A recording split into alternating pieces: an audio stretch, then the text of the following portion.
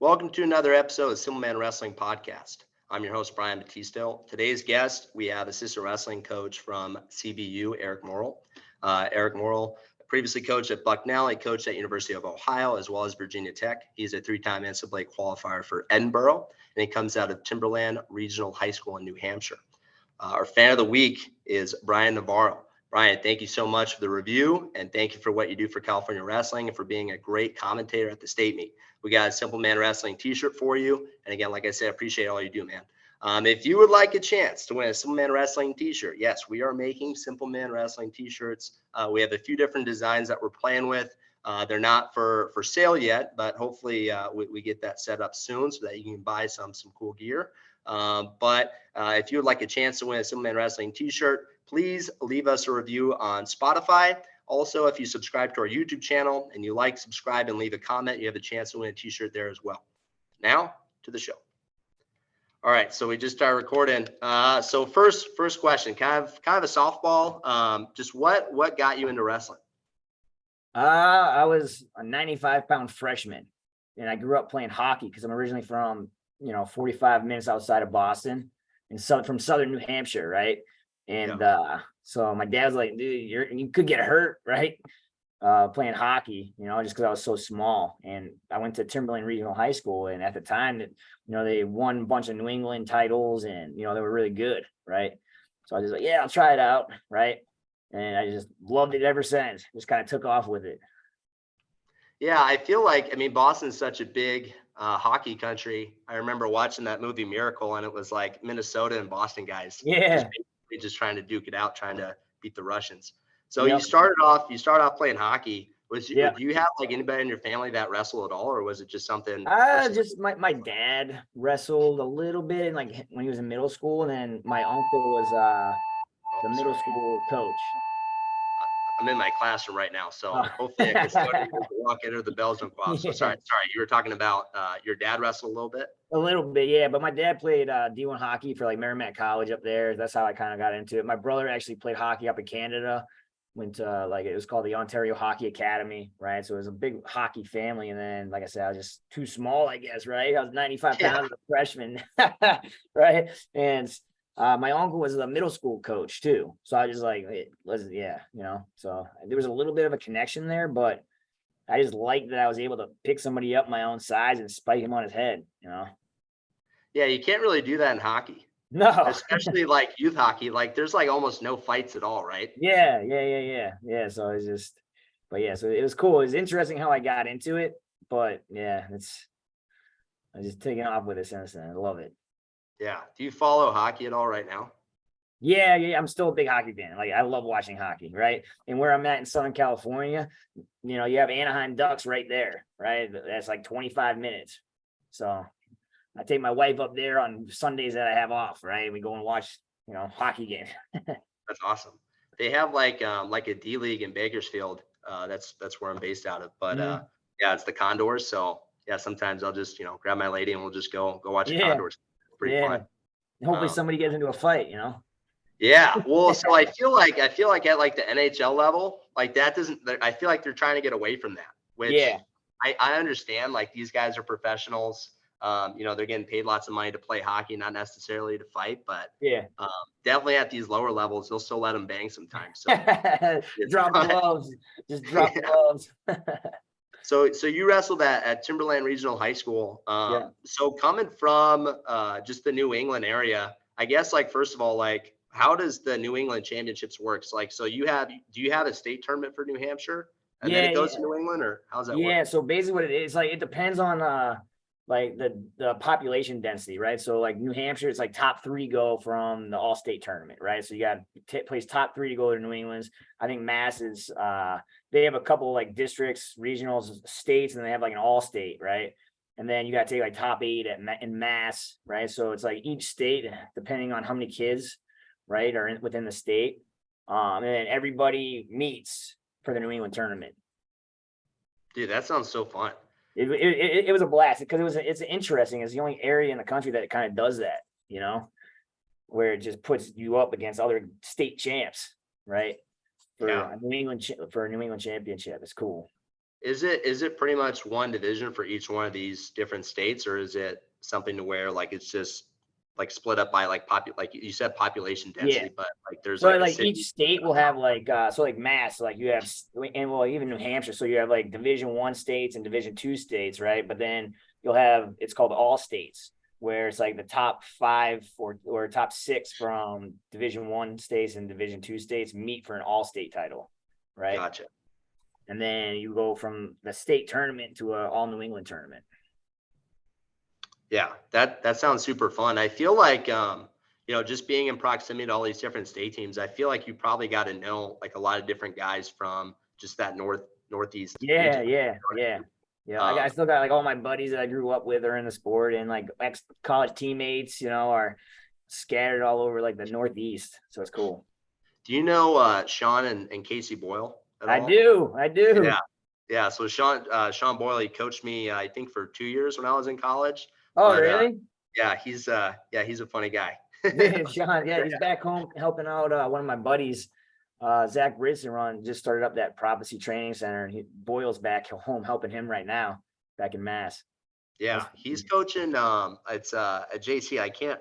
It might Iowa. be It was like Great Iowa. Lakes or something like that. Yeah, Iowa Lakes. He's not there anymore.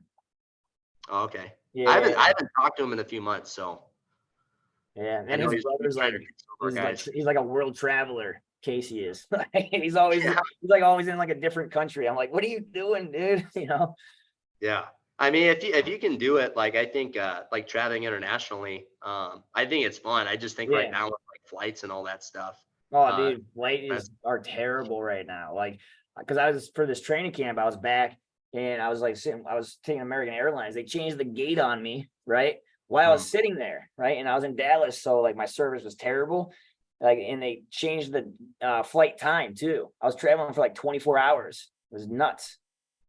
Yeah. So I hate that. So if you get caught in kind of like that layover situation, you get caught in an airport, do you like just bounce out and try to go to a hotel, or you just hang out there? Nah, I rough it. I'll sleep right there in the airport. Doesn't bother me. I did that. I was visiting one of my buddies I used to wrestle with. It was in St. Louis. Yeah.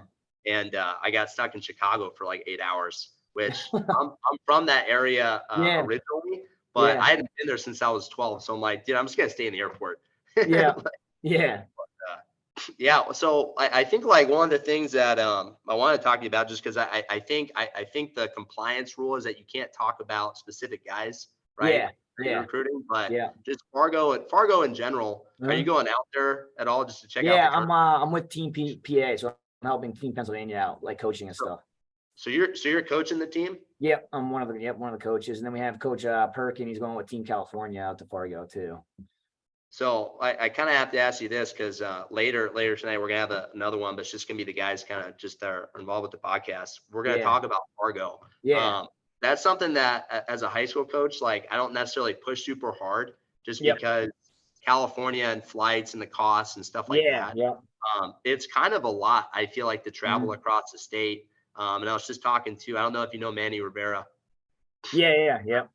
So we were talking to him a little bit, but I guess this is the same thing for all tournaments, but 25% of the bracket doesn't even win a match. Yeah, it's crazy. It's crazy. So They have like it's like match like the first one's like match of 256 or something crazy like that. It's wild. It's wild, And I mean, it's fun for the kids. Like there's kids there that like want to do like the whole like singlet exchange, and shoe trading, right?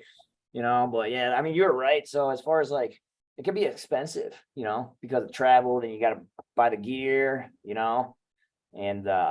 it's just, it stinks because there are kids that like, they can't afford to go because of how expensive it is, but one of my best friends, Jeremy Johnson, he's over in Ohio, right? 2-time All-American for Ohio University, right? He's a head dude now that Burnett kind of stepped down over there in Ohio, like retired and stuff. He's doing USA Wrestling for Ohio.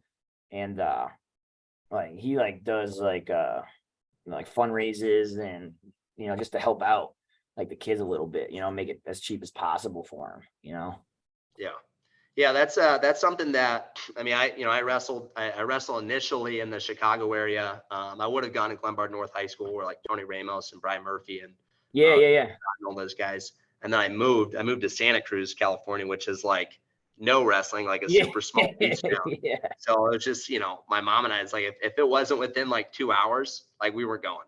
Yeah. So, Yeah. yeah, I think that's something that, I don't know. I feel like if you're like maybe a top guy in the state tournament, I definitely think it's worth going, but Yeah. if you're only going there just to get maybe 4 matches, I don't know. I mean, Yeah. I think like for some kids, it's good just to go get that competition, Yeah. right? And Yeah. get the Yeah. experience. Yeah. But like you said, if you're just going there just to trade shoes and trade singlets, Yeah. I don't know as a coach if I really want to push that. But so you wrestled at Timberlane Regional High School. They're Yeah. based out in New Hampshire, like you said. Let's talk about them for a sec. So they Yeah. had like a good stretch of championship runs. Yeah. And I think there was one year they had like I think maybe back-to-back like undefeated dual seasons, and then they Yeah. won the New England Championships in 2005. And I think I read they didn't even have anybody win it. No. So we Right? like that Were was you on the that team at was that that was point? that was my junior year. We set the record for the most points ever in a New England championship. But we had like every single one of our guys. So at that time there's like 14 weights. We sent 13 guys to the New England championships, and I think we had like 10 placers and a bunch of finalists. That's nuts. Yeah, And I it's think fun. might have That been class maybe, just got put into the Timberlane Hall of Fame. That wrestling class. yeah. So what other high schools would you say in that area are I feel like that kind of level of dominance. I mean, I haven't checked out recently Timberland, but Yeah. would you say like right now, like who are like the top schools in New England? I mean, right now, Pontigas is right up there too. I mean, because Mr. Joyce, he runs. It's like that Jacob Joyce's dad, and the other one is going. The younger brother's going to. So the older brother's at Brown, and the younger brother's going to Stanford, right?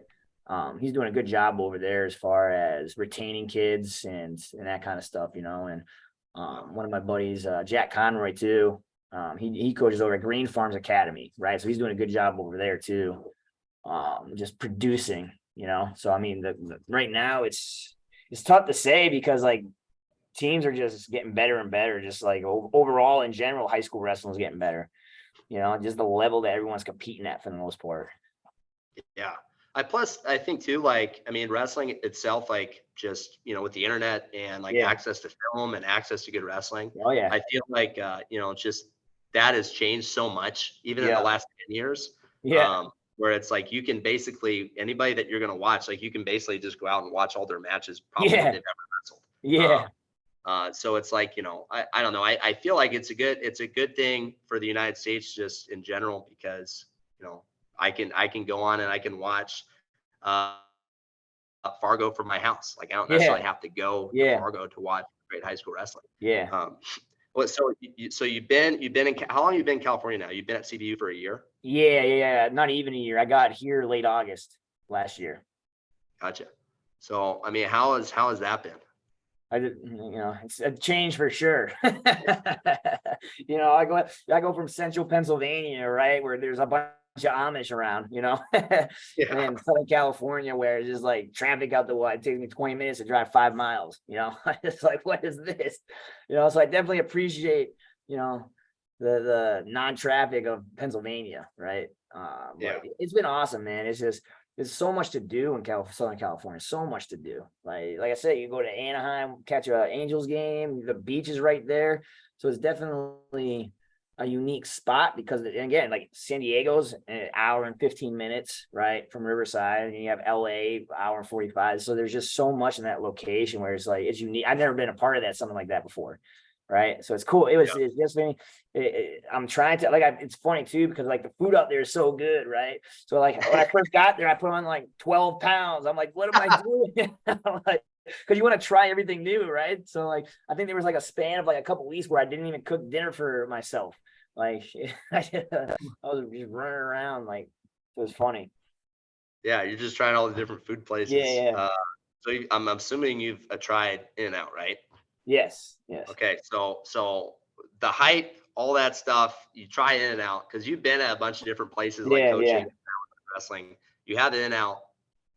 Like, did it meet your expectations, or is it just another like burger joint? It is another burger joint for me. Like if you like go to Southern California, you got to try it. Obviously, I'm just like I was just like, it's better than like Burger King and stuff for sure, but like I don't know. I would rather have the Mexican food. Like Yeah. it's just I mean, it's not bad, but like for fast food, like, yeah, it's pretty good for fast food. But yeah, like you said, like there's tons of other places that you can go to get good food. yeah, Uh, exactly. do you feel like, a lot of CBU guys are from California? When you talk about In-N-Out in particular, is Yeah. that something that you get challenged a lot? Like, dude, how do you not like this? Nah, no, not really, right? It's more the kids, it's more the kids that aren't from California. They're like, dude, you gotta go to In-N-Out, right? Because we don't have that back east, you know?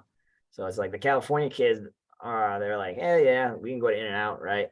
But the guys that aren't from California, they eat it up. They're like, yeah, let's go to In-N-Out. It's like, Yeah.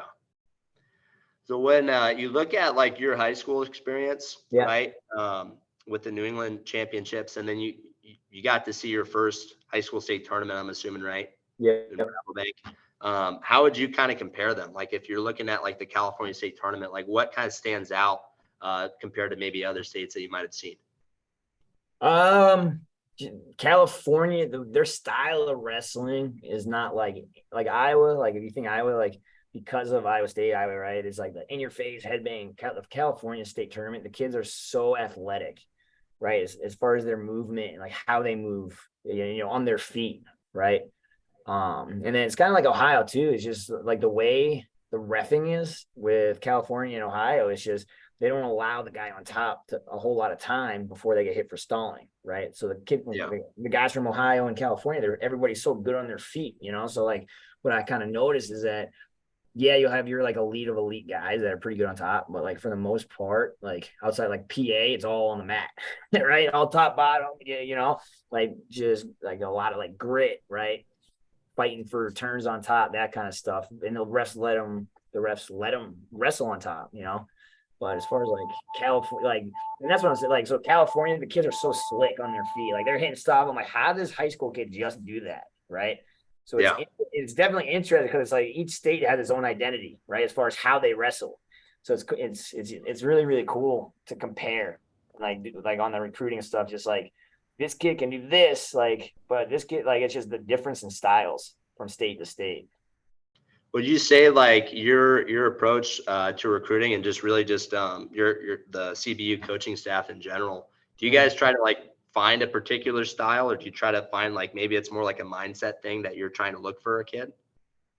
Just like the kids' willingness to compete everywhere, right? That's what I want to see. Like, I'm looking for guys that love wrestling, right?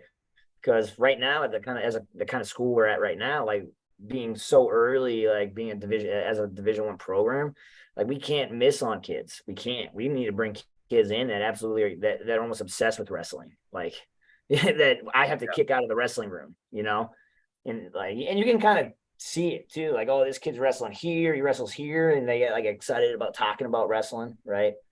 And so, and just like the ability to stay composed in high pressure situations, you know, like that's what I truly look for, right? So they love wrestling and can stay composed, right? They don't get rattled. If they win, great. If they lose, whatever, right? But our job as coaches is to coach wrestling and teach, right? So Yeah. there's certain aspects that you can't teach, you can't coach, right? And that's one of them, right? Is that ability to stay calm in, like I said, high stress situations, like in triple overtime or double overtime, right? So it's Do you fun. do you feel like with I feel like culture has kind of changed a little bit, Mhm. especially in the last like 5, 10 years. Do you feel like that what you just talked about is a little more rare, like those kids that can kind of stay composed in those big moments? Yeah. I mean, it's one of those special traits that, it's hard to find, right? You got to do your due diligence and that kind of stuff. And, it's one thing to watch a kid wrestling, right, on flow and all that stuff. But the reason why, like, I travel everywhere and to like as many tournaments as I can, like even cross country, you know what I'm saying, is being able to see it firsthand, like their mannerisms, right? How are they warming up, right? Are they listening to the coach, looking at the corner? Do they take their foot off the gas when they're winning? Like, how did it, like, is it, like, look, you can see all that stuff on flow, but like seeing it in person and their body language is key. Like, cause there's just little things that you can't see on like the videos that you can see there, you know? Yeah, I think like I think one of the most important videos for me. I know like Competitor Supreme, that's kind of like the older video that like everyone used to talk Yeah, about. yeah, For me, my favorite thing was ESPN The Season, because yeah, like not only did I get to see like the wrestling part, but I yeah, got to see everything else. yeah, Like I got to see like, what is Mike Zadek like? What does he do like yeah, outside the wrestling room? yeah. The whole Simple Man Wrestling podcast comes from dude, why am I was it Moffitt? I think it was Luke Moffitt. Yep. He's like playing the song, and I was like, dude, I've never heard the song before. And then like I looked up the song. Yeah. He plays Simple Man.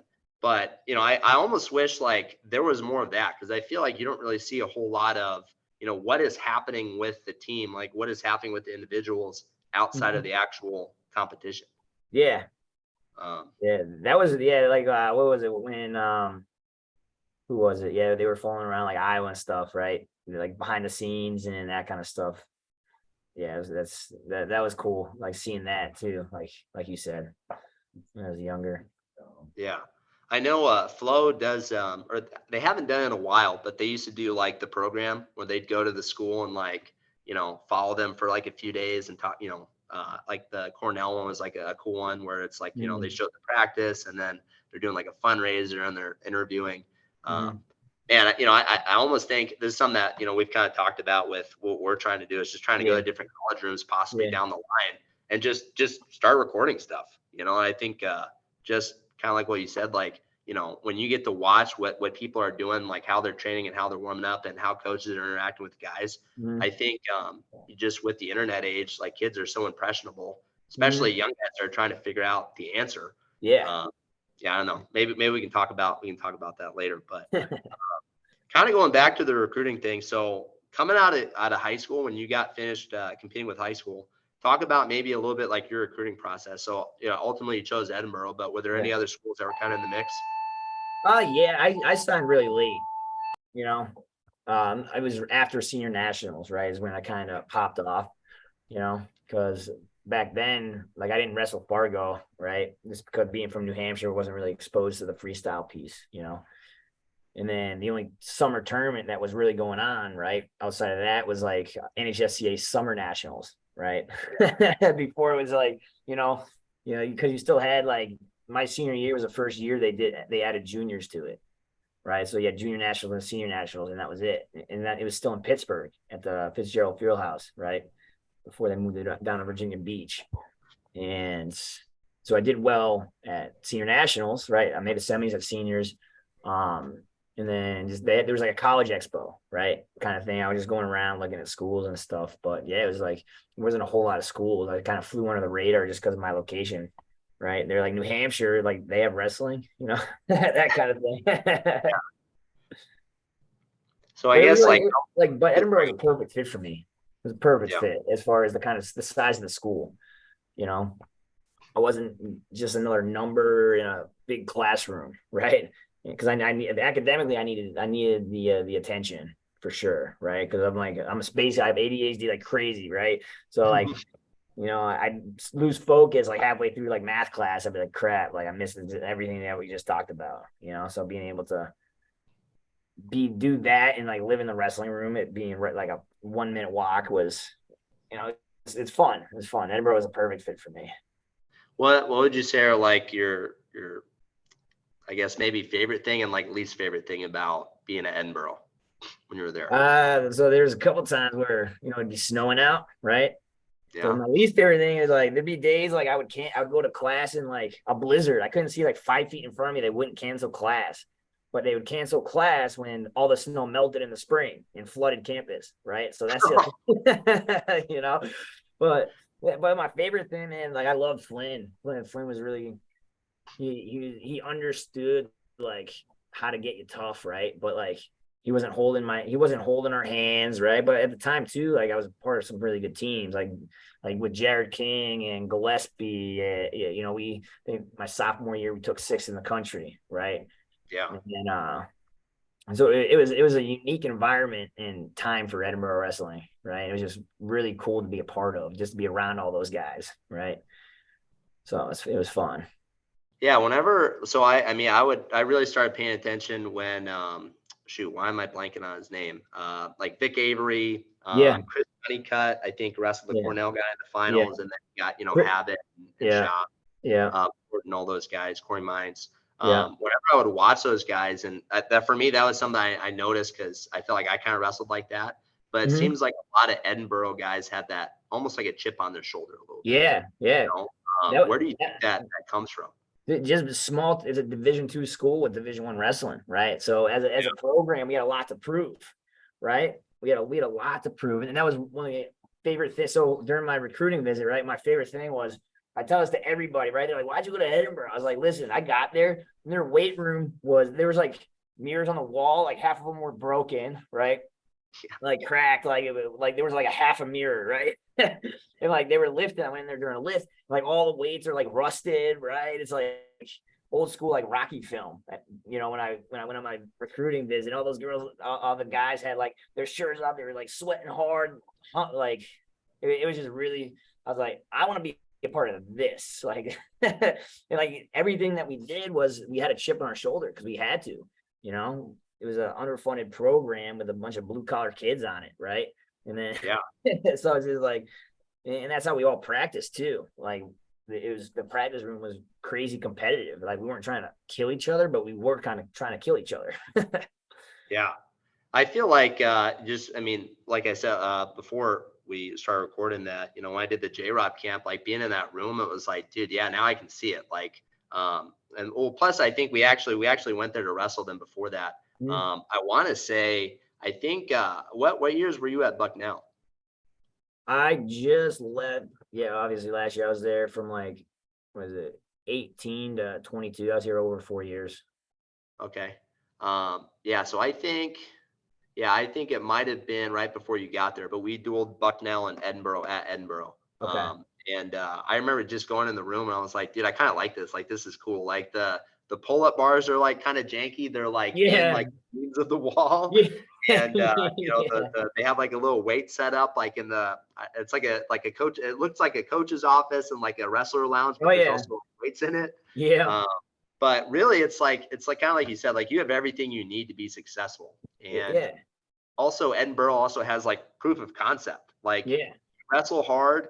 There's you wrestle hard in certain, like especially the top position. I mean, again, have produced like some pretty good teams. I think I can't remember what year, but I think they got like third in the country when they had like so Shop. It was like so my redshirt senior year was like Port, Shop, all those guys that have it, all those guys is redshirt freshman year, right? And so I think that was like what 2000. It was probably like 2020 or something like that. Or no, not 2020. What am I talking about? I don't know. Like 13, 14 maybe.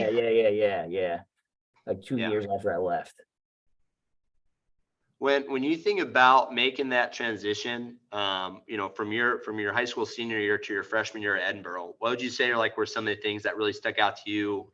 They either made it challenging or was something that maybe, you kind of struggled to kind of get through? Yeah.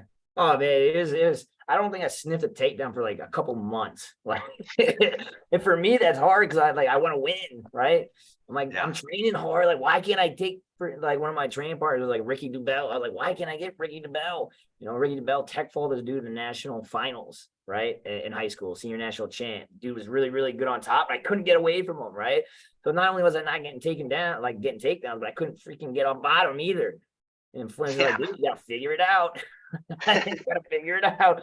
So but once you do it, it'll something clicks, right? Something clicks and you start figuring it out on your own, just through the process, right?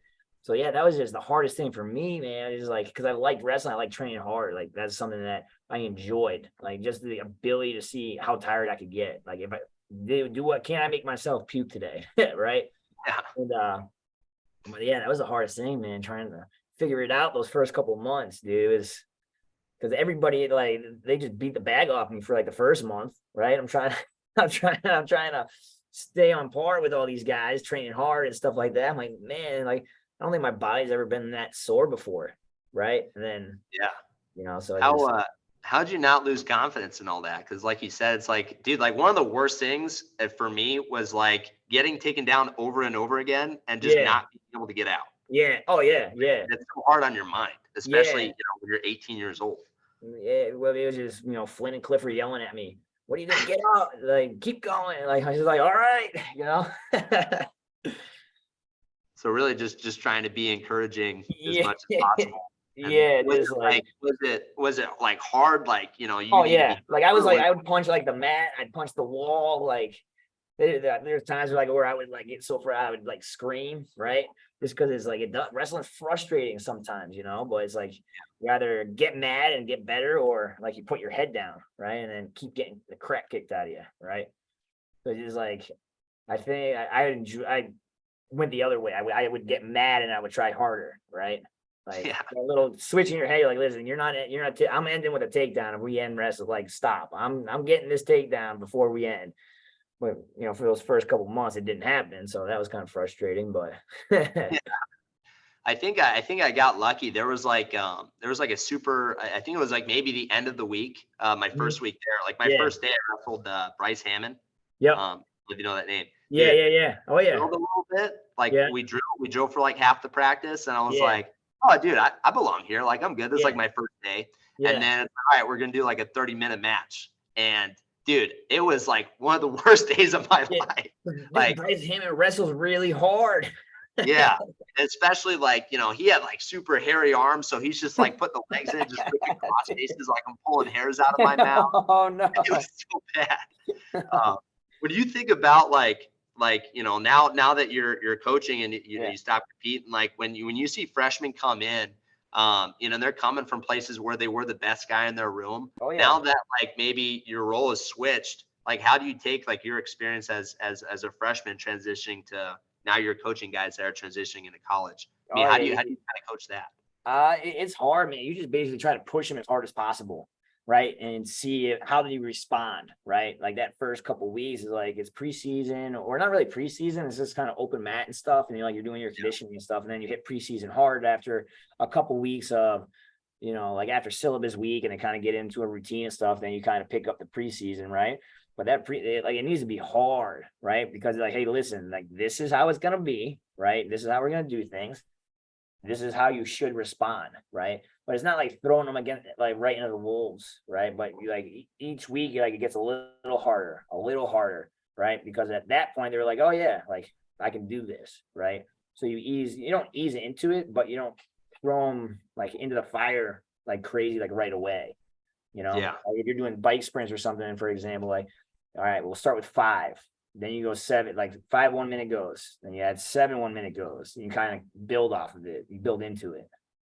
Yeah, from what like I hear, because there was a couple guys that I was on the team with, or after I graduated, like I'm still pretty close with the Cal State program. But there were guys that went off and wrestled at Division One, other Division One universities, like I won't say the places, but then they came back, and if they're not the main guy and they're not really getting a lot of attention and they're just getting beat up in the room, they were great wrestlers out of high school, but when they come back, it's just like their mind is broken. Yeah. And I think part of it might be like how you said, like if you just throw a kid in the fire like that, you're 18 years old, like you've never really, maybe not in a long time, unless you're like in a really good high school where you're getting those kinds of feels. Yeah. But normally it's like you're not getting your butt whooped like that for an entire practice. Yeah. A lot of kids. We're on a daily basis, right? We're on a daily basis. Yeah. I mean, that was, I think, one of the hardest things, at least my freshman year, like going into a practice. And this was like during the winter when we didn't have any competitions. And it's like, all right, we had a 2-week training block and we're just going to try, and just knowing like, dude, we're going to have to probably do monkey rolls at some point, and that's going to suck. I'm probably going to have to wrestle these 2 guys and they're pretty good. And I might not get any take. Like it just almost like snowballed in my mind. And I think I remember I broke really bad doing monkey rolls once. And then I remember I went home and looked in the mirror. I'm like, dude, what am I doing here? Right. And I think I slept on it. And then the next day I'm like, I'm just going to keep showing up. And at some point I'm going to figure it out. Yeah. But, I think I just had, who Timmy Box is? He just won a silver. He won so he's does beach wrestling. Yeah. He won like a silver world medal with that. And then he coaches at Palomar College, but he wrestled at CSUB and then he transferred to Northern Colorado. Okay. But he was like one of those older guys when I came in that was like, dude, like, you're going to be fine. Like, don't worry Yeah. about it. Like, if you ever need anything, Yeah. don't be afraid to talk to me. Do you guys have anybody at CBU that you feel like can kind of embrace maybe that older guy role where it's not, the coaches get on you, but then outside of practice, like these guys are, kind of picking up their teammates a little bit. Yeah. I mean, a lot of our guys are really, really close, right? And it's just kind of communicating that with the older guys. Hey, listen, like these guys need you, right? Like, and like just talking to them too. Like, so big thing for me is just hanging out with the freshmen, like for lunch or, just kind of taking a step back, right? And just kind of seeing how they're talking, right? And you just kind of ingrain like little like seeds, like, listen, it'll be fine. Like, this is part of it, right? Just trying to keep them positive, in any way, shape, or form, right? But because that's part of it is just that mental game, like you were talking about, Yeah. Yeah, because I feel like, once you kind of get in your head, like, oh, this sucks. And if you're doing something that's hard every single day for months and you're just like in that dark place, it becomes really easy to just kind of just slip away. Oh yeah. I mean, you see it all the time too. Is like you see really, really good kids coming out of high school. They don't know how to handle losing when they get to college, right? And you could go back 10 years and be like, what happened to this dude? What happened to this dude? You know what I'm saying? It's about like being able to just accept that it's gonna suck and like just challenge, like accepting the challenge. Be like, all right, go ahead. You're gonna try to break me today, Flynn. All right, let's see it. There's times where I was like in tears, right? Because Cliff just beat the bag off me, right? Right. But that was part of it, right? I liked it. Do you feel like when you came in at Edinboro, was that like communicated you pretty well, like, through the recruiting process that, hey, like when you come in, like it's, a lot of days it's just going to be a straight fight. Like you're going to have to battle. Yeah. So, I mean, when I was there, I watched like practice and stuff and I was like, I saw it happening, right? Like guys like fist fighting each other, right? Like, and you had like Sean Bunch super ducking dudes, right? Like I saw that. I'm like, it was like, holy crap, there's another level to this thing. Yeah. So let's fast forward a little bit. At what year did Paul Donahoe come in? My third year. So Diho transferred in from Nebraska from my third year. So and then I was able to redshirt that year. So is that? I mean, at one point when Donahoe transferred in, right? At one point, one of my old teammates, Kyle Fluke, right? He was a 33 pounder, but cut down because Donahoe couldn't compete that first semester because of him transferring in, right? I was ranked 9th in the country, right, before Donahoe transferred in. Donahoe was ranked 2nd in the country when he transferred in. And then Kyle Fluke, when Donahoe came back, was ranked 12th in the country. So you had 325 pounders ranked top 15 battling it out. Yeah. So like that year at the scuffle, I was on the same side as Donahoe. Fluke was on the other side. Fluke and Donahoe made the finals. And I lost to Bedleon. I took 4th at the scuffle. I lost to Bedleon twice, actually. But so you had 3 Edinboro guys place 1st, 2nd, and 4th. That's super rare. Like I feel like you only really see that maybe at like Iowa or maybe like now it's like, those Power 5 programs, but I feel like it's so rare to see that, at a big open tournament like the scuffle. Yeah. Where you got 3 guys from the same school, one's redshirting and, top four at the tournament. Yeah. Yeah. Like, I feel like that never happens. When you hear that Dono is transferring in, obviously he's going to be at the same weight, right? Like what was kind of going through your mind when that was happening? I was excited about it, right? Because I'm going to get a chance to redshirt now and I'm going to be able to train with a national champ, and like even being ranked top 10 at the time, like he brought in a whole nother level too. I was like, there's another level to this. What am I missing here? Right. And it was fun. It was a fun time to be at Edinboro for sure. Yeah. What would you say, like you talked about, like there's different levels, like what would you say is like one of the biggest differences or one of the biggest things that you got specifically from him? Just the pace, the attack rate, the pace, the constant hand fighting, the movement, just the ability to change speeds while maintaining like a high pace, right? Being able to kind of slow it down and pick it up, right? To find leg attacks, to find an opening, Yeah, I feel like with like trying to coach high school guys, I mean, they obviously haven't been wrestling as long as guys that ultimately are in college. but just trying to get them to learn how to hand fight and kind of find like a flow and to be able to Yeah. establish the pace. I Yeah. find that like it's so challenging and it just Mhm. takes so much time. Yeah. That's like able to like fake and snap and Yeah. not like, dude, like stop flexing, like Yeah. relax a little Yeah. bit and changing speeds. Yeah. How do you kind of develop that as a coach, would you say? You like it's just because every kid's different too, like Yeah. the 25-pounder Eli Griffin, he's kind of from a little bit from space, like hand fakes, right? Kind of pepper in the head, quick pulls. He's not gonna sit there and squeeze your head, right? That's not who he is as a wrestler, right? And then like with Hunter League, the 33-pounder, he's a hand fighter. Like he's gonna wear on your head, he's gonna stay inside, he's gonna he's gonna want to scramble around, right? Because he's freaking got like when this dude locks, he's like one of those crazy dudes with like grip strength, right? But again, like in order for him to find leg attacks, he has to like he's been really working on that hand fighting piece because it's all about pressuring, releasing pressure, and just finding like that level change, that opening, right? Like we were just talking about, so it's just it takes time because it's all a feel thing. It's all feel, Especially like kind of like how you say you got guys that wrestle different ways and have Yeah. different styles. Mhm. I mean, we got a lot of long guys, so like sometimes like just having that strength and being able to use their leverage correctly. Yeah. Yeah. Like we worked on that. We worked on this today with our youth kids. Yeah. But finishing that Iranian position with a lock, like Yeah. above your Yeah. head. Yeah. Yeah. Where you're like I you love slide the that. lock up and you get your head. Yeah. Yeah. Yeah. So kind of going back to your competition career, you wrestle Nico Trigas. I want to say it was in 2009. And I read a little article was talking about basically you just got into a dogfight and you were sick. Yeah. Do you remember that match? Yeah. What Like he was went like, into that? I was just like, dang, like I don't like I just felt like fatigued, right? I mean, like when you cut weight, right? There's always like, oh yeah, like there's you lose like whatever, right? It's hard. Yeah. It's not easy. But I was kind of coming off the flu, that kind of thing. It was just like hard to breathe, right? But it was just because he took me like he had a takedown, he had a fireman's carry because he's good with the fight. He was good with the fireman's carry. He's really good on top, right? And he hit that on me, and he went to lift me, and I hit a standing Granby, right? And I caught him on his back, right? So it was just like continuing to wrestle piece, right? And just not even thinking about how bad I felt, right? Because he got on the podium that year, took 8th. Yeah. Yeah.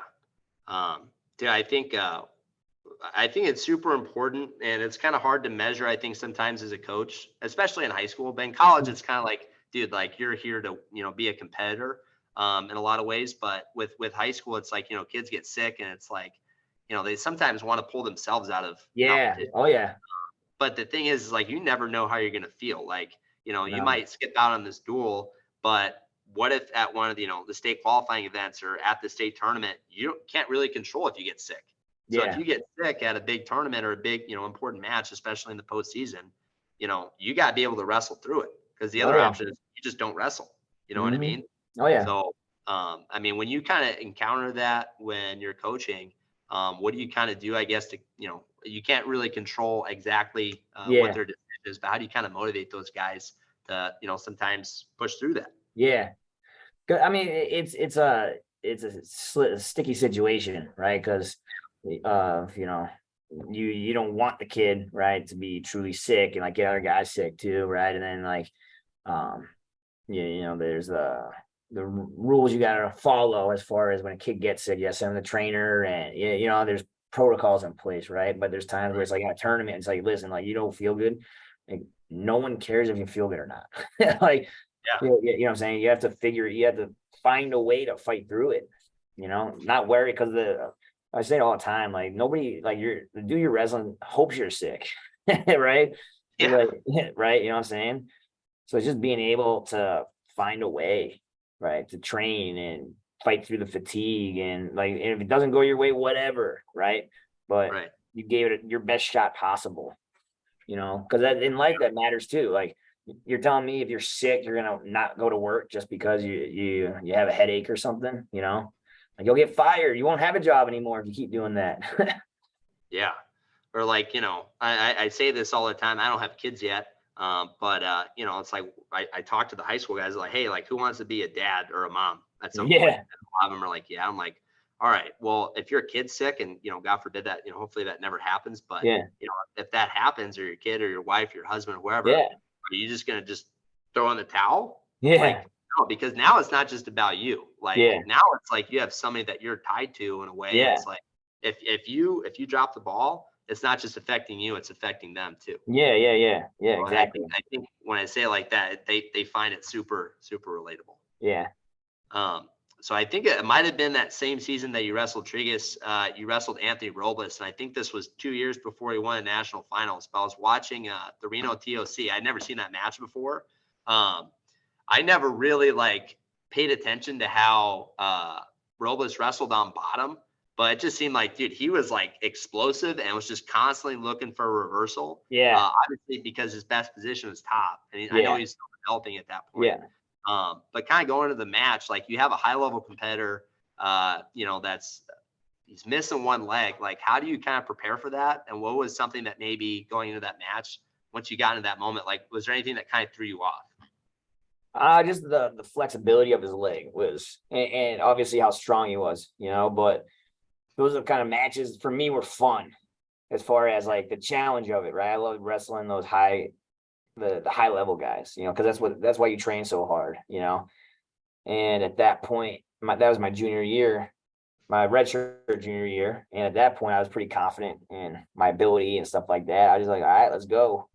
It's just about being smart, wrestling where you're good, and letting him not get your wrist on top.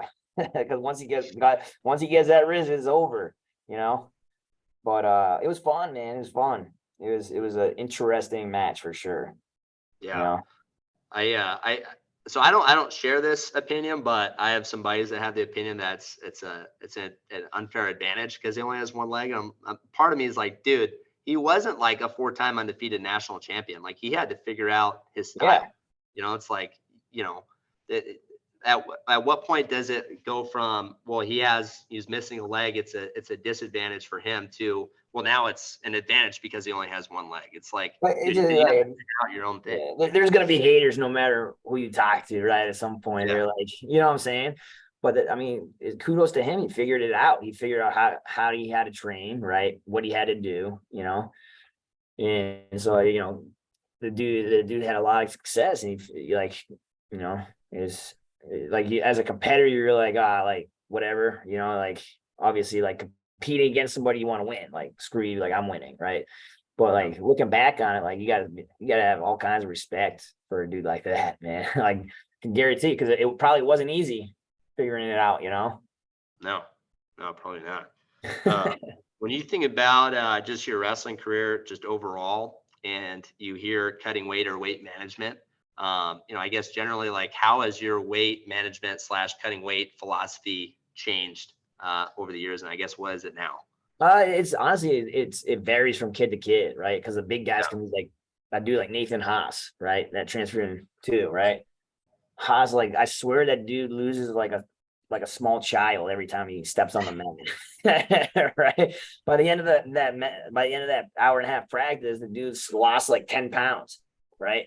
So obviously, a guy like him, you want him to stay bigger, right? So he's got to lift and stay, he's going to be going 84. So you want him around 200 because he loses 10 pounds, on a Monday morning, right? Or a Monday afternoon, but a guy like Eli Griff, you want him probably anywhere from 8 to 10, to where towards the end, because with the little guys, it's a higher percentage of their body weight when you start getting up and cutting too much, right?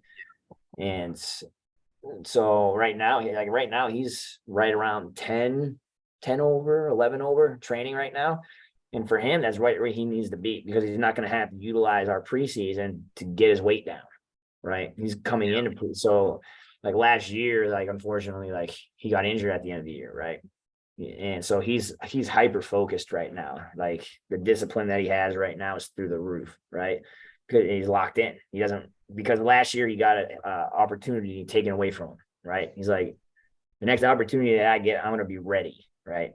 So that dude is locked in for sure right now. But as far as weight cutting, he's got to be smart. He can't be drinking soda and all that stuff, right? High school kids love candy. They love sugar, right? It was just trying to convince the high school kids that are coming in, like, hey, listen, dude, drink water. And everybody, like, they're like, oh, I can't drink water during practice, right? But it's like, you drink the water, it's gonna come off you faster. They don't get that, they don't grasp that concept. Yeah. Yeah, I think that's something that just trying to get our kids over. It's like, dude, like the best way to do it is to eat and drink your way down and do it over a long period of time. Yeah. But I from my experience, I was always been like a big time procrastinator, and I Yeah. was like Nathan Haas a little bit. Like I could lose weight like that. Yeah. But now that I'm older, I just feel like it's put more stress on my joints and Yep. it's just over a long period of time. If you want to, I think, have a long career at a high level, dude, like everything you have to do correctly. But Yeah. sometimes it's like the best way to learn is also failure and doing it wrong. Yeah. Yeah. Oh yeah. Can you think of a time at all, like when you were, trying to make weight and, maybe you made weight, but you kind of did it the wrong way and you felt it? Oh yeah. So the funny story about that, right? So it was my sophomore year, right? And we were gonna go wrestle Lockhaven, right? And at the time, Lockhaven was pretty good, right? And I forget who I was gonna have to wrestle. I can't remember, but like I go to Flynn, I'm like Flynn, because I waited too long. I felt like, and then the weight just wasn't coming off, right? I'm like, Flynn, like, I don't know if I'm gonna make weight, Flynn. Like, I'm still like 3 over, right? I'm still like 3 over. We were wrestling like 5 hours. I go, what do I do? He goes, so basically Flynn goes, I'm wrestling my backup, right? He's like, I'm wrestling so-and-so. You're still making weight, but you're not wrestling. And he goes, if this ever happens again, he's like, I'm finding somebody else that can make weight and wrestle. I said, okay. And then after that, it never happened again. Yeah. I mean, I feel like that definitely sets the tone. It's like, dude, if you can't do your job, like, Yeah. I'm just going to find somebody else. Yeah. Yeah. So he said that, I just like something clicked. I was just like, oh boy. At what point, like, because I mean, I feel like you had Flynn, you had Cliff Moore, right? Yeah. Yeah. You've had a lot of coaches, throughout your career. Like, at what point would you say, like, did you realize, like, all right, I want to coach after I'm done competing? I just like the ability to, especially, like when I first graduated from the borough, I was actually gonna go to the Notre Dame College of Ohio, right, D2 school, and because I wanted to be like a teacher, and they had a really good special ed like master's program, right, and I was gonna be like a grad assistant there, right, so I had it all figured out, and the dresser calls me. He's like, before you do anything, come down, check it out. But at the time, he had Roby and Yetzer there. Both of them were Edinboro guys. I was just like, oh, all right, okay. And so it was really unique how I kind of got shoved in there, But like the favorite thing I love is about coaching is just the impact that you can make, like the ripple effect, Just you can change a kid's day just by saying good job, right? Like, and then he has, it's just the ability to, knock somebody back on the path when they're kind of straying, like kick them in the butt, like, hey, listen, what are you doing, dude? Like, why are you doing whatever, right? And then you just guide them and you teach them, So that's one of my favorite things about coaching. Like, yeah, you have the wrestling aspect, because I love wrestling. I could talk wrestling all day with you, right? But just to see kids like graduate and like get a job, right? And just the impact that you can have in such a short amount of time is really, really cool to see. Yeah. Where do you feel like, that philosophy of yours, where do you think it comes from? Like, what coaches just my passion to be, I guess, take care of kids. Like, I don't want kids, because I never reached my goal. I had a goal of being a national champ and stuff. And my redshirt junior year, I was ranked as high as like 3rd or 4th in the country, right? And then at the end of the year, I get mono, right? Yeah. And that kind of put me in a dark spot for a while. I was like, dude, I sacrificed all this time. I'm missing Christmases, right? And I was like, this was supposed to be my year. It kind of messed me up a little bit, right? And just making sure that the kids know how to handle difficulty and failure, right? Because this in the sport, Brand said it perfectly, like this isn't guaranteed, right? Yeah. Nothing's guaranteed in this sport, right? Some kids that don't really train hard find lightning in a bottle and get on the podium, right? And there's kids that do everything right that don't get on the podium, So it's just the passion to make sure kids know how to handle that like a situation, whether it's like a family problem or anything like that, just being there for them is, I don't know where I kind of figured like got that passion or whatever, but Yeah. I've been around a lot of good coaches. And the one thing that I've seen again with some of the best coaches I've been around is that they care about the kids more than wrestling. For sure.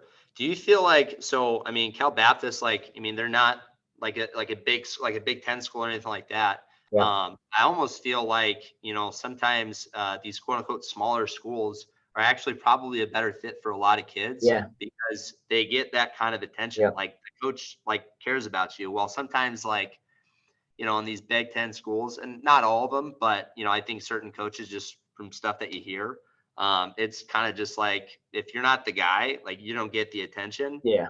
or you get the attention and then until you start failing, and then they just recruit over you. Yeah. So maybe talk about what, I guess, when you're kind of coaching at Cal Baptist, just being in that's, I guess, smaller school vibe. Is that something that you feel like you communicate pretty well to guys when you're recruiting them? Oh yeah. Well, my biggest thing when I'm talking to kids is like, hey, listen, like our job as coaches here at a program like CBU, right, is if you're in the trenches, our job as coaches is to pick you up out of it, right, and help you figure it out, like how to get back on track, mentally, right? Because it's sports, a lot of peaks and valleys in wrestling, right? So the thing I really, really try to paint the picture for is like, hey, listen, if things are going on, our job is to pick you up out. We're not going to recruit over you, right? We need everybody like in the trench together. You know what I'm saying? And that's just one of the unique things. Like same thing with like Bucknell, right? Is we're not bringing in like 3 top 100 guys, right, at one weight in 1 year. You know what I'm saying? Yeah. So like school like CBU is we need to figure a way out to get everybody on the same page, like, and like you're not going to be just another number there, because we need our third string guy just as important as we do our first string, right? Prime example what happened with Eli Griffin. Right, Eli Griffin gets hurt 4 weeks before the Big 12s. He breaks his leg, right?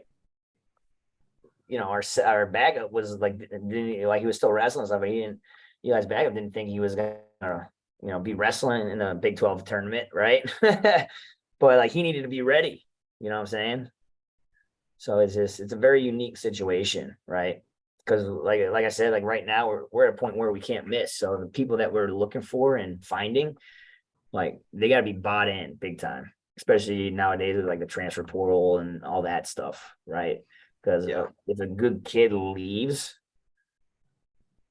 it hurts us more than it hurts like a Big Ten program, for sure. Yeah, big time. I mean, when you look at just the way that the college landscape has changed with NIL, and the transfer portal, I mean, what just generally like what are your thoughts on that? It's hard. It's creating a gap between, like, there used to be a large like contingency of teams that were like in the middle, like fighting to be like top 20, top 30, you know what I'm saying, as programs.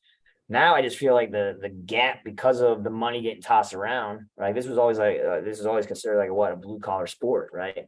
Now we're getting all this monies and getting involved in stuff, and it's just creating a bigger gap. Like the middle program is starting to get non-existent, right? Because it's just all the programs with the ability to throw money at kids for committing, right? It's crazy right now. It's hard to navigate, and the only thing we can do is continue to recruit the way we've been recruiting, and at the end of the day, the right guys will buy into that. For sure. All we can hope for. Yeah, it gets frustrating because I feel like, the NIL is still relatively new, and the transport obviously is still relatively new. It's like, I feel like, I mean, I don't, this isn't breaking news, but it just is not getting policed maybe the way that it should. 100%. And it's also, how exactly do you go about policing it to where it's not like, breaking somebody's like privacy rights or like anything like that. It's almost like you can't though. It's like you can't police it, because it's like it's like, because I don't think it's like these other schools where you see a college coach is like sliding in a kid's DMs or like anything like that. Like normally a booster, and it's like, hey, I want to give you this, and it's just, I don't know. I feel like it definitely hurts small schools, and it's frustrating being a guy that, came from a small school. Yeah. So you should be like, dude, like we, for a long time, we didn't get any money from the school. Yeah. And it's like, how do we compete with these other schools that, like you said, used to be a large contingent of teams that could compete for, a team trophy. And now it's super hard to do that. Yeah. It's like you can almost, just put money down, and how much money does it take to get a team trophy? Yeah. That's frustrating.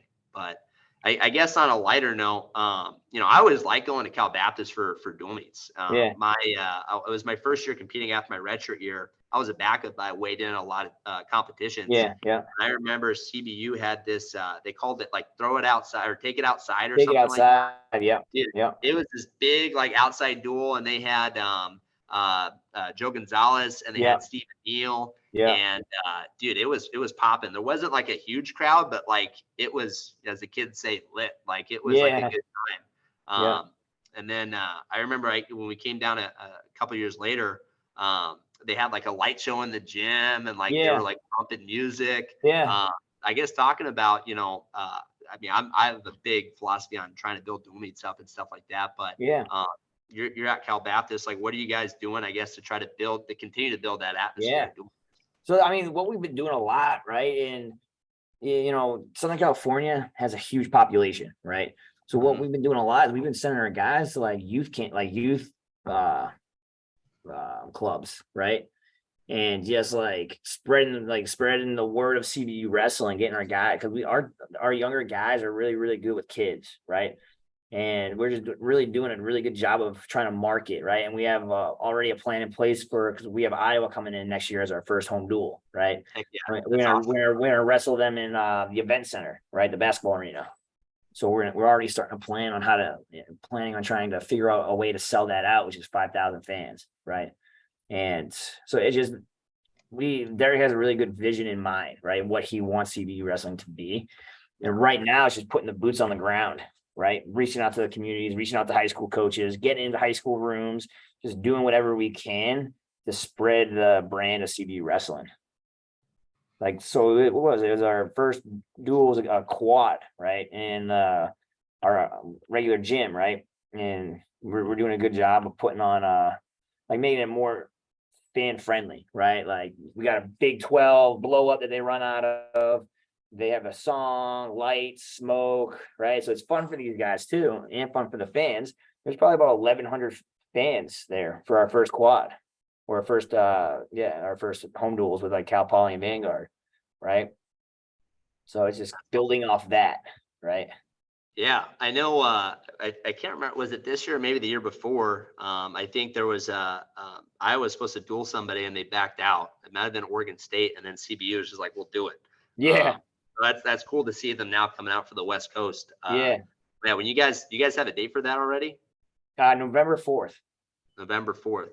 Man, we got to bring like a bunch of high school kids down and go watch. Oh yeah, dude, it's gonna be awesome. Especially because our team is gonna be a completely different team than last year. So it's really freaking exciting, right? They were finally able to see the Big 12 tournament, and they saw what it takes to get to the national tournament, right? So like example, like 25 brought 8 guys from the Big 12 to the national tournament. That's a lot. That's how deep that weight is still at 25.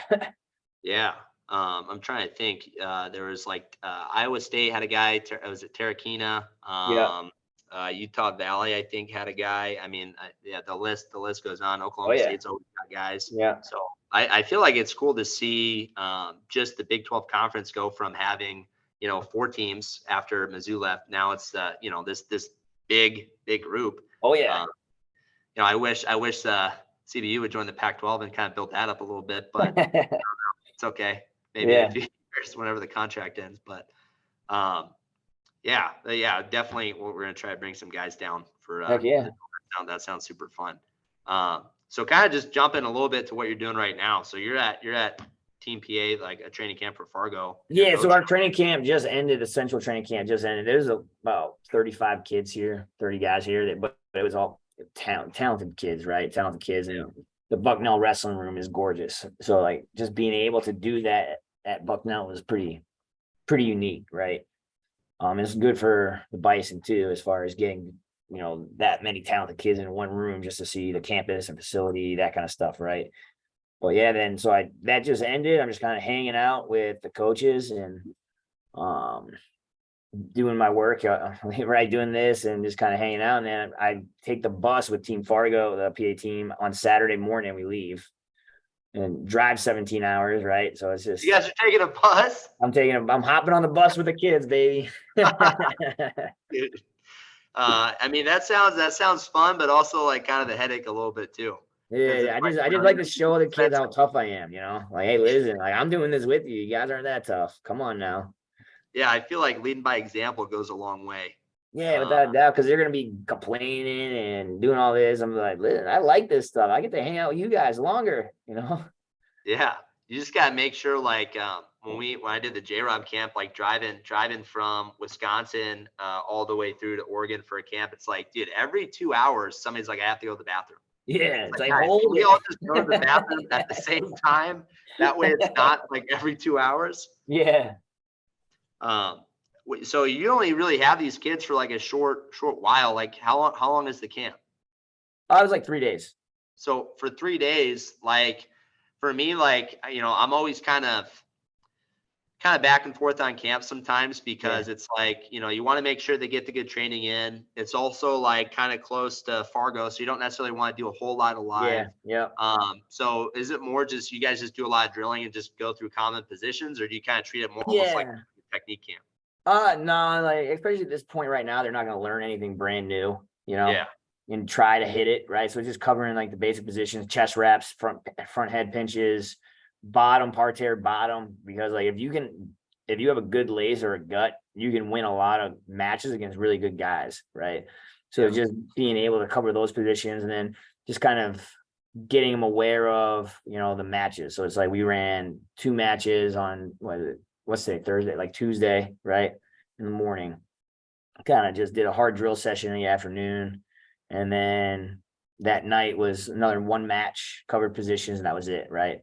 Yeah. So and then the last day we had them do like some sprinting just to blow the lungs out, and right, because right now for them, and at the same time too, kids are, it's important to see where everybody is weight wise too. Luckily where we're at, the kids we had in, nobody really had weight issues, so that made our lives easier too, right?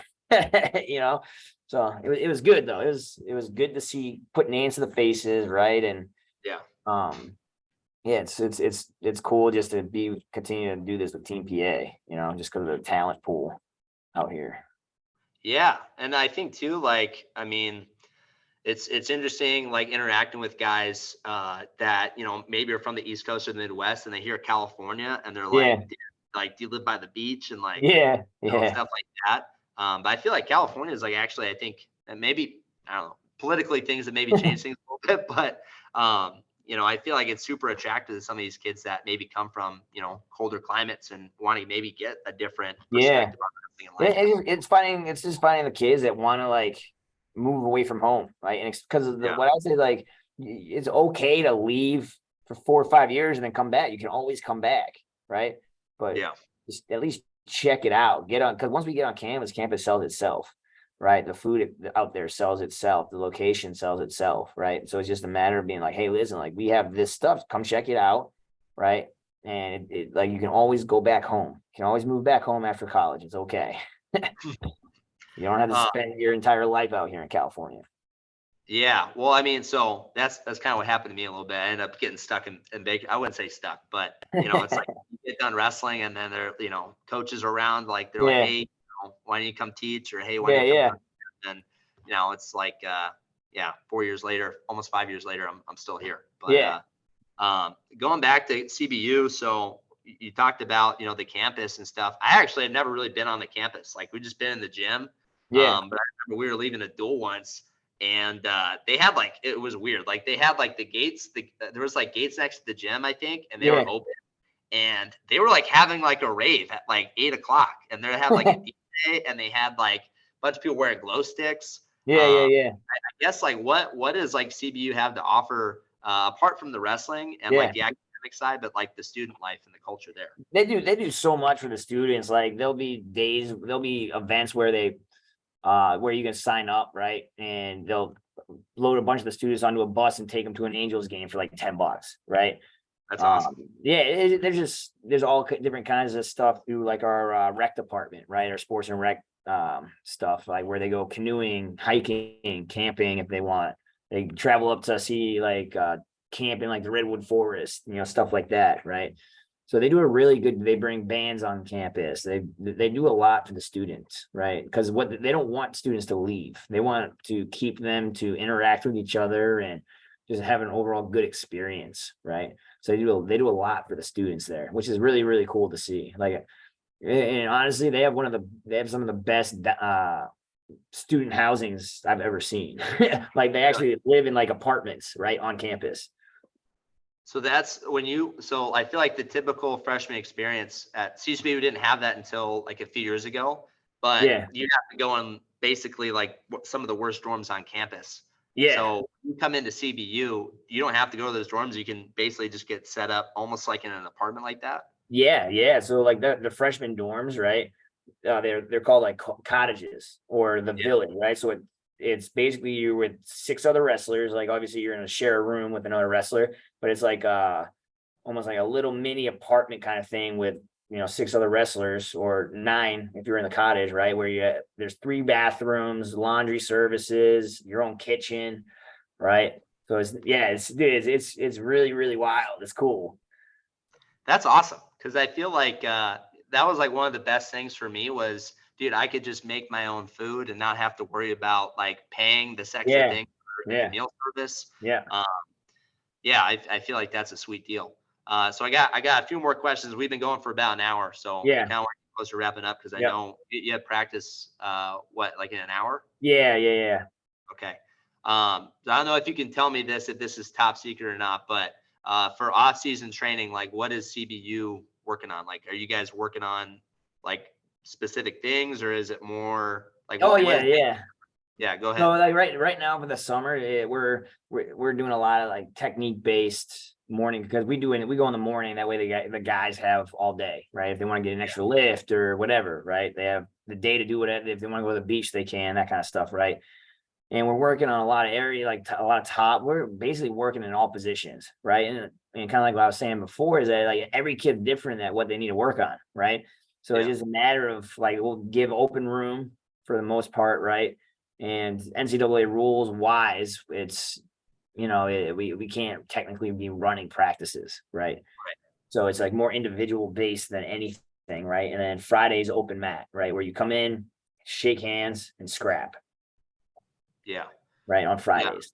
So it's just a lot. We're doing a lot of film watching too, just with our guys that are coming in and just kind of hitting like going over positions, that kind of stuff, Yeah, I definitely think that summer training is like, I mean, I don't know, when I came in earlier on in my college career, it was something like, all right, we're just gonna fight each other, for an period of time. Yeah. But now that's like I'm coaching high school, and we're kind of in our dead week or dead period right now, like our no contact. We have 2 weeks for that, but it's like when we would have practices, most of the time it would be like almost no live. Like we're getting a lot of sparring, like we're gonna talk about a couple positions, and then we're just gonna like work on that. Yeah. Or like you said, it's gonna be individuals just because every kid has different needs. Yeah. And body types and styles. So it's almost like we kind of break it down almost per kid, like, okay, what are your like maybe 2 or 3 main holds just in neutral that you're trying to get to. And learn how to wrestle between them. So I think like just the evolution I think I've seen in wrestling, especially at the college level, seems like everyone's trying to, kind of move away from maybe that super hard-nosed style where you're just basically going live all the time to let's be a little bit more intentional with our training. Yes. And that's what we're really preaching. That's what Coach Moore really preaches too. And it's just the intentionality of coming in the morning and working on something that you need to work on, right? Just hitting reps, right? And then asking your partner for a different feel. All right, try a little harder. Like what are you able to do? Like that way you figure it out, right? And if you just wrestle live all the time, it's not good for your body, right? It gets you tough, right? But just the college wrestling season is a long season, right? It's a long season, right? So banging every single day during the summer, not going to do them any good because their body needs time to heal and all that stuff, right? And then if you're not working on positions you need to work on, what good was the summer, right? You didn't learn anything. You just learned how to get tough. Cool, right? That's one aspect of wrestling, Yeah. Yeah, I feel like by the time the season starts, like you don't have as much time to just get better at wrestling. Yes, there's very little time. So all right, I got a couple more questions left. Okay. So I guess next one. So we talked about the Iowa duel a little bit, but really, like, what are your expectations for this upcoming season for CBU? Honestly, just shooting for Big 12 placers, finalists, national qualifiers, right? And then hopefully there's a couple guys on our team that I think can get on the podium, right? Have a good shot at getting on the podium. So I don't want to look too far ahead because then you're like, oh, dude, like what's going on, right? So just day by day stuff, just kind of like I said, like being intentional with each day is kind of what I'm going to try, because last year I got ahead, I was excited, and it was just like, it was rough because these guys never competed postseason at a Big 12 tournament before, or like kind of the schedule that they had, right? It was a wake up call. Like, listen, we got to train harder. Like the days of not competing at a conference tournament are over, like there is no time to just sit around, so it's kind of a wake up call for some of those older guys, you know what I'm saying? But as far as the expectations, man, just try to keep the kids excited, because there's a lot of them are gonna take some lumps, right? They're young kids and the process is ever learning. There's no one's gonna have a perfect season, right? So it's just kind of staying calm while in the moment at the end of the day, right? So, if something good happens, I'll celebrate, right? Yeah, just try to take it day by day. Yeah. That makes more sense. So kind of along the same lines as that is my last question for you. If this is something for me, like, I just asked about a month ago my girlfriend to marry me, and nice, congrats. Yeah. You say yes?